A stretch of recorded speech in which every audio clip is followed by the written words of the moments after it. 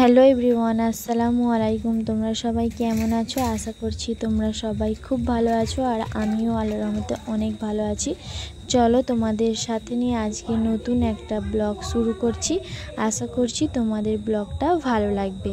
তো যাই হোক, দেখো যেহেতু কালকে আমি এখানে চলে এসেছি, তো কালকে সিম্পল খাওয়া দাওয়া ছিল, আজকে যেহেতু বিরিয়ানি হবে তো সেই জন্য মায়ের হাতে হাতে একটু কাজ করে দিচ্ছিলাম। তো এখানে আমার কোনো কিছুই কাজ নেই, তো জাস্ট মায়ের হাতে হাতে একটু কাজ করে দিচ্ছি।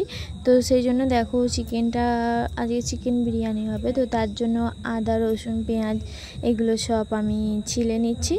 তো তাড়াতাড়ি করে নিচ্ছি, যেহেতু তাড়াতাড়ি করলে তাড়াতাড়ি হয়ে যাবে। তো যাই হোক, আমার আদা রসুন করা কমপ্লিট হয়ে গিয়েছে। তো চলো এগুলো এবারে পেস্ট করে নেওয়া যাক।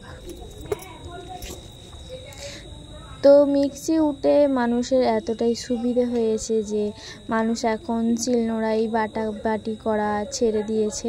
তো এখন মিক্সি এতটাই মানুষকে কুঁড়ে করে দিয়েছে যে মানুষ এখন শিলনোড়ায় কোনো কিছু পেস্ট করতে যেতেই চায় না। তো মানুষের কথা বলবো না, আমি আমার কথাই বলছি। আমারই মনে হয় যে না, শিলনোড়াই থাক, মিক্সিতে করে নিলে তাড়াতাড়ি হবে। তো যাই হোক, আমি লোকের কথা বলছি না, আমি আমার কথাই বলছি। তো আমার এটা মনে হয়, আমি জানি না কার এরকম মনে হয়। তো আমার মনে হয় কিন্তু শিলনোড়ায় পেস্ট করলে জিনিসটা বা কোনো তরকারি বা কোনো জিনিস টেস্টি হয় খেতে। তো যাই হোক, এখন সেসব তো খাটাখাটনি মানুষ ছেড়েই দিয়েছে। তো এখন মিক্সি হয়ে সেটা সুবিধে হয়েছে, তো অনেকটাই মানুষের হেল্প হয়। তো যাই হোক, আমার দেখো এইদিকে জোগাড় করা হয়ে গিয়েছে। যেহেতু চিকেনটা ম্যারিনেট করে রান্না হবে আজকে, তো সেই জন্য আমি পেঁয়াজ আদা রসুন সব পেস্ট করে নিচ্ছি। এবারে আমি এগুলোকে ঢেলে নিয়ে যাব। পেস্ট করা হয়ে গিয়েছে, চলো এবারে চিকেনটা ম্যারিনেট করে নেওয়া যাক। তো দেখো, এখানে চিকেন ম্যারিনেট করার জন্য যাবতীয় মশলা লাগিয়ে নিয়েছি। এটা আগে পেঁয়াজ বাটা দিয়ে দিচ্ছি, তো তারপরে আদা রসুন বাটা দিয়ে দেব।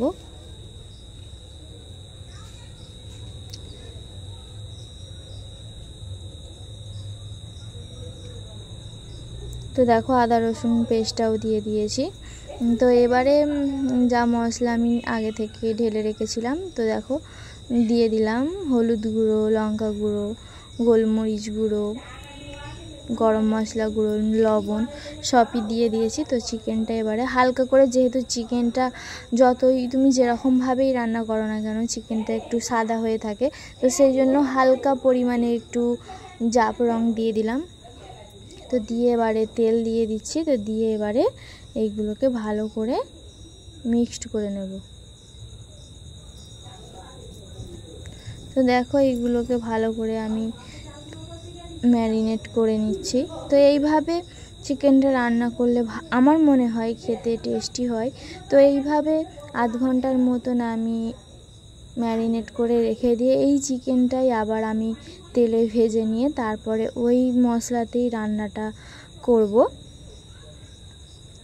তো দেখো, আমার চিকেনটা ভালো করে আমি ম্যারিনেট করে নিয়েছি। এবার এইভাবে ঢাকা চাপা দিয়ে আধ ঘন্টা রেখে দেব। তো ততক্ষণে দেখো এইদিকে মা আলুটা ভেজে নিচ্ছে বিরিয়ানির। তো আমাদের কাঠের উনুনেই রান্নাটা বেশি হয়, তো কাঠের উনুনে রান্নাটা করলে রান্নার টেস্টটা ভালো হয়।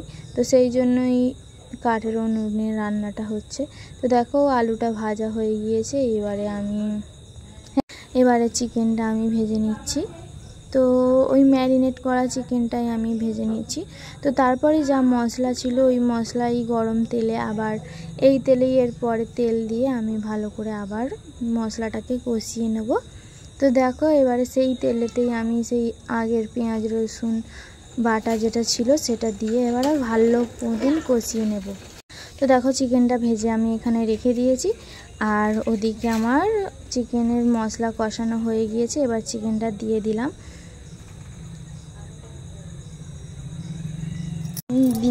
তো দিয়ে এবারে ভালো করে কষাতে থাকবো। তো তোমরা দেখতেই পাচ্ছ যে রান্নার কালারটা কত সুন্দর হয়েছে। তো দেখো, রান্না কমপ্লিট হয়ে গেছে আর আমরা খেতে বসে গিয়েছি। তো তারপরে একটু যাব নানির কাছে। তো যেহেতু নানির শরীরটা খারাপ, কতদিন থেকে যাব ভাবছিলাম, তো যাওয়া হয়নি। তো চলো যাওয়া যাক। দেখো এখানে চলে এসেছি, আর এই যে বাবু, এই বাবুটা আমাকে দেখে যেন ওর আমি কত দিনের না চেনা। দেখো আমাকে দেখে কিভাবে কথা বলার চেষ্টা করছে আর হাসছে। তো যাই হোক, আজকের ভিডিওটা এই পর্যন্তই। আজকের ভিডিও যদি কিছু ভালো লেগে থাকে তাহলে লাইক করবে, শেয়ার করবে, কমেন্ট করবে আর চ্যানেলটা সাবস্ক্রাইব করবে। দেখা হবে আবার পরের ভিডিওয়। ততক্ষণ সুস্থ থাকবে, ভালো থাকবে।